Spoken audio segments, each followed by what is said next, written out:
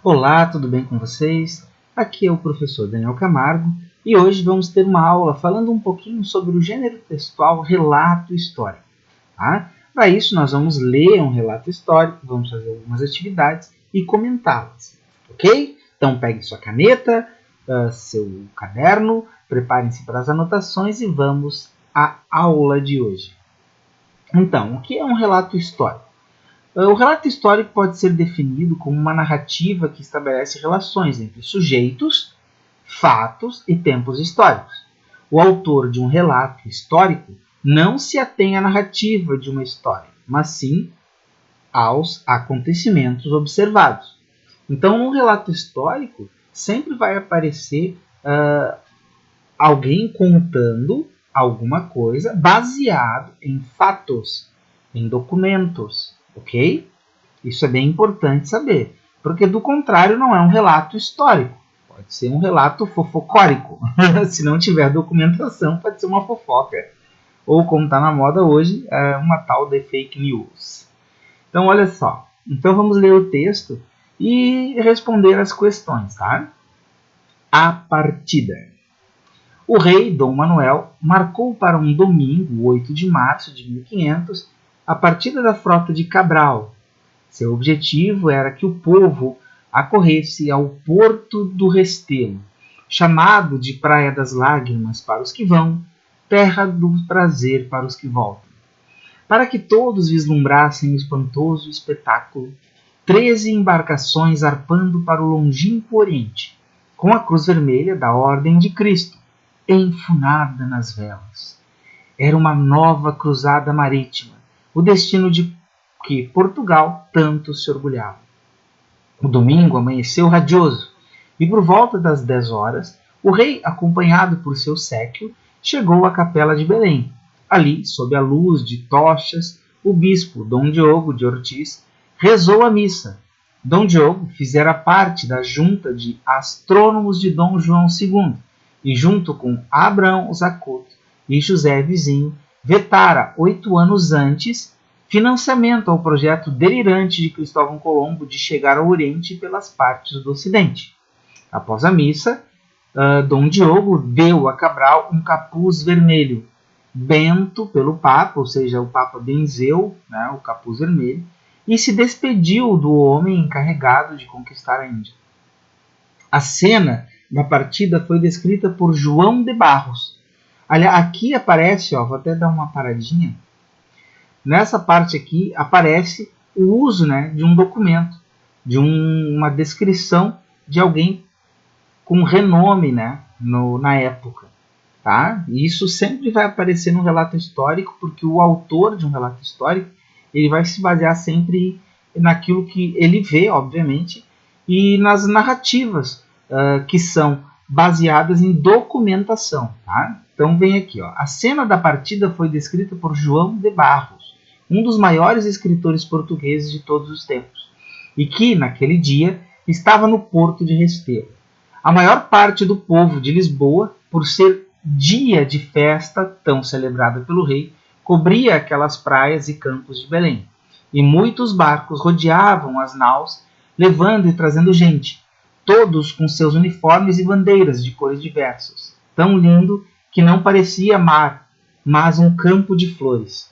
E o que mais animava o espírito eram as trombetas, tambores, flautas, pandeiros e até gaitas, porque para a viagem de tanto tempo os homens se serviam de tudo para tirar a tristeza do mar.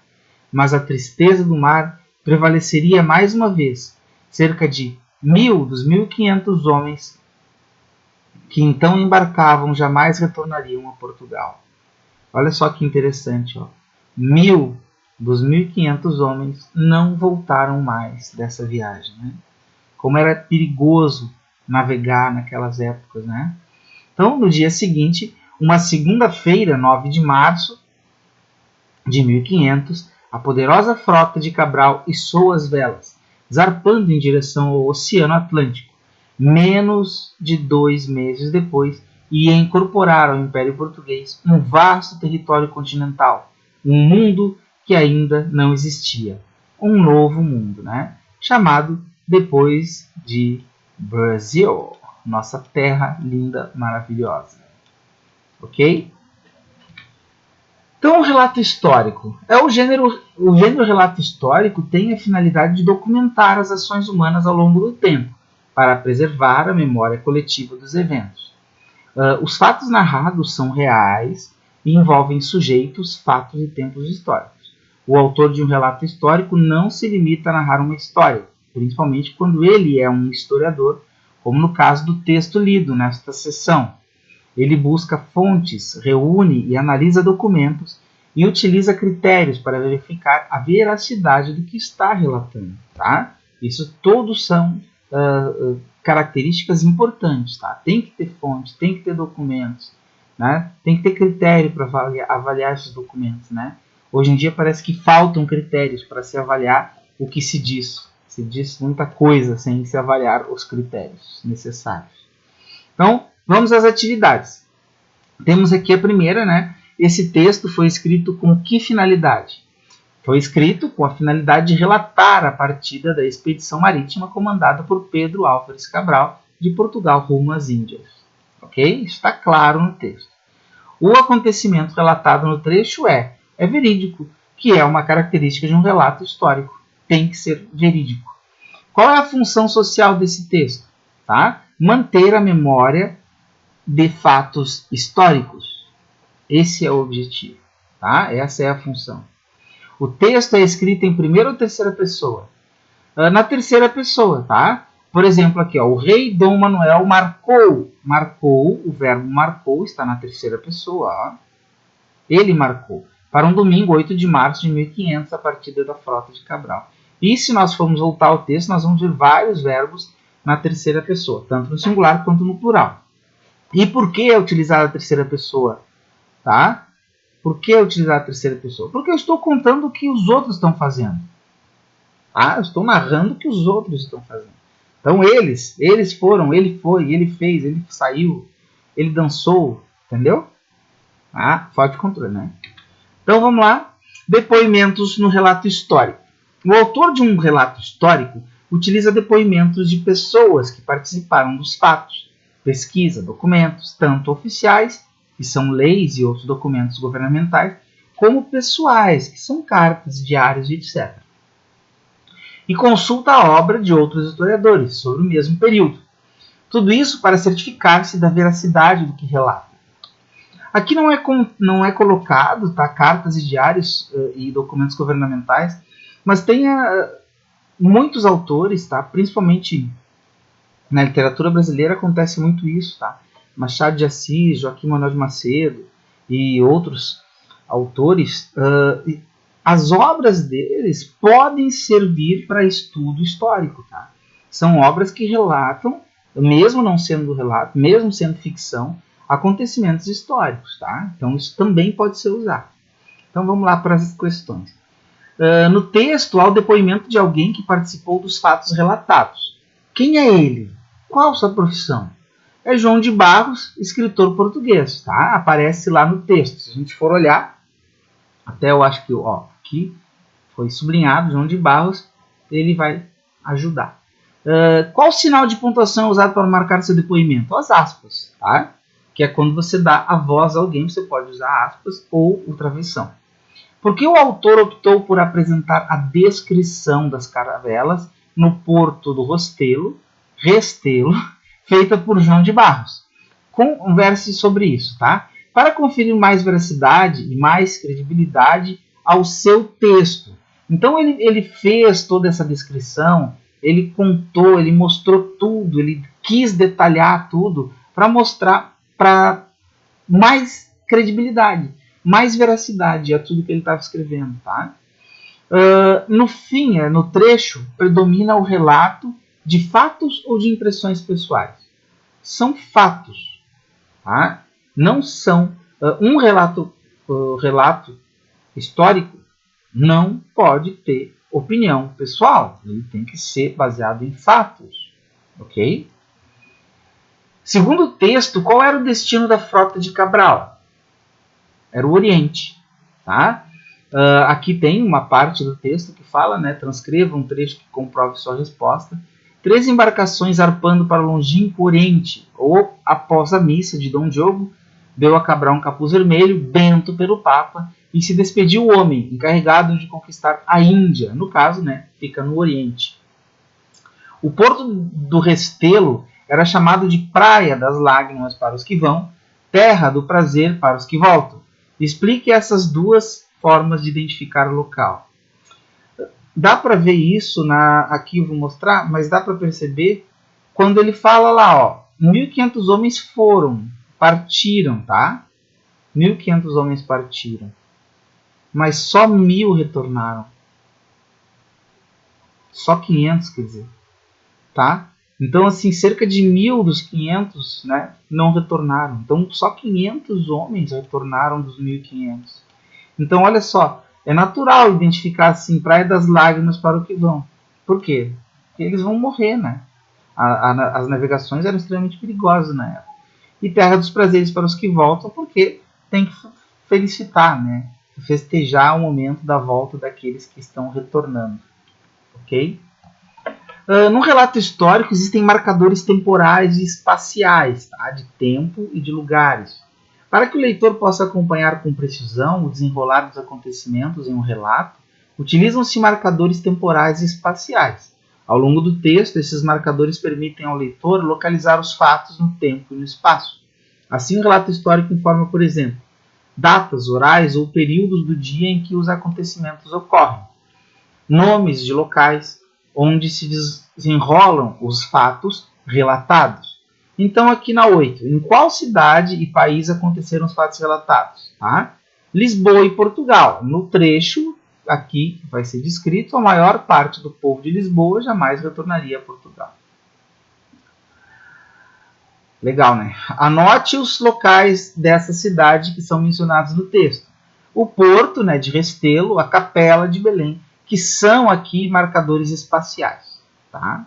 Que são os locais, o espaço. Quando a gente fala de espacial com relação à narração de texto, as pessoas ficam viajando. Mas espacial é espaço, né? É local, tá? Isso, eu tive bastante dificuldade para entender isso lá no 5º aninho, no 6º aninho. O professor falava, tem que indicar as marcações espaciais no texto, e eu espacial, eu já imaginava lá no espaço longínquo, né? Na Lua, por exemplo. Então vamos continuar aqui. Aqui evento os marcadores temporais 8 de março de 1500 e 9 de março de 1500 correspondem. 8 de março de 1500, festa do povo no Porto de Restelo e missa para abençoar a frota de Cabral. 9 de março de 1500, partida da frota de Cabral. As duas datas são os principais marcadores temporais, porque relacionam os acontecimentos relatados, a festa e a partida, né, propriamente dita. Aqui aparece o seguinte, ó, a marcação de tempo encontrada no primeiro parágrafo é retomada de forma indireta no segundo e no terceiro parágrafo, o que auxilia na coesão do texto as frases iniciais dos 3 primeiros parágrafos e grife essas retomadas, tá? Então vamos fazê-lo, ok?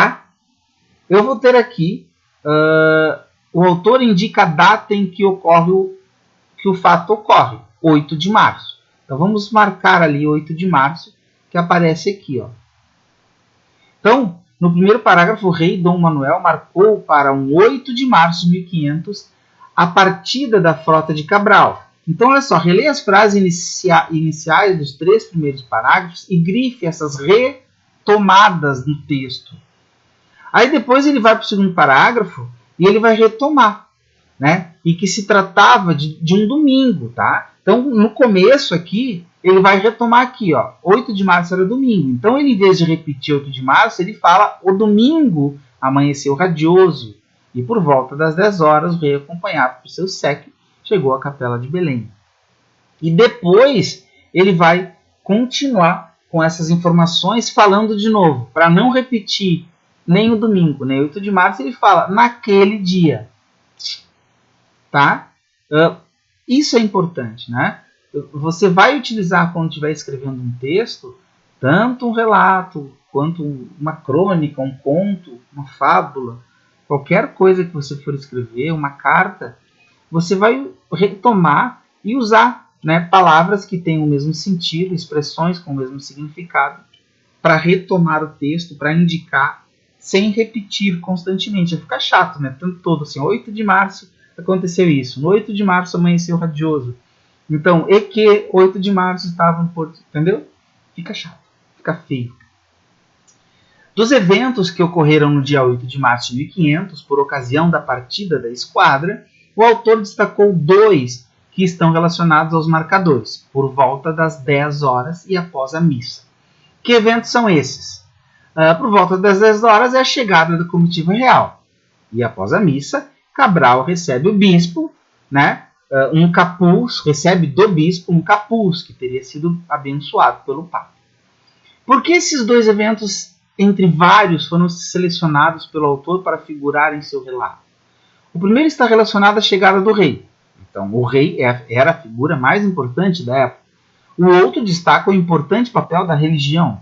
Tá? O Papa era, a Igreja Católica era o poder que dominava a Europa. Então, na época, a esquadra zarpa somente após a bênção do Papa. Tá? E a autorização do rei. Isso é importante. Por isso que, nesse momento, quando foi relatado esse acontecimento, esses 2 acontecimentos precisavam estar ali descritos. Né? Observe a reescrita de uma frase do texto. Tá? O rei Dom Manuel marcou a partida da frota de Cabral. Na frase, relata-se um acontecimento passado, futuro ou presente. Há um marcador de tempo nessa informação? Ó, marcou, tá? É passado. Vamos botar ali. Sempre quando eu falo de tempo, eu vou ver o verbo. Tá? É a principal marcação de tempo de uma oração, tá? De uma frase verbal. O verbo marcar está flexionado no passado. Tá? Ele marcou. Então, isso é importante porque, normalmente, quando se trata de um relato histórico, algo que já aconteceu, eu vou usar o pretérito, que é o tempo passado. Releia o segundo parágrafo do texto. Qual é o fato mais antigo? É o veto de Dom Diogo ao projeto de Dom Cristóvão Colombo. Tá? O autor mencionou o fato mais antigo por mostrar que Dom Diogo, no dia da missa, acreditava que era possível chegar ao Oriente por caminhos do Ocidente. Mas antes não. Porque antes, como está no texto, ele disse que ele aconselhou, né, a não ser investido dinheiro, né, nas doideiras de Cristóvão de Cabral. Né? Então, é isso aí.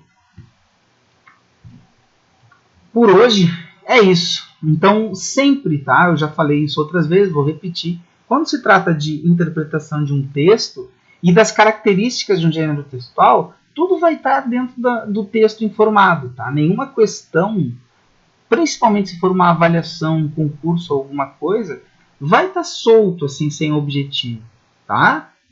É só ir no texto que você encontra a resposta, ok? Até a próxima aula e tenham um excelente dia!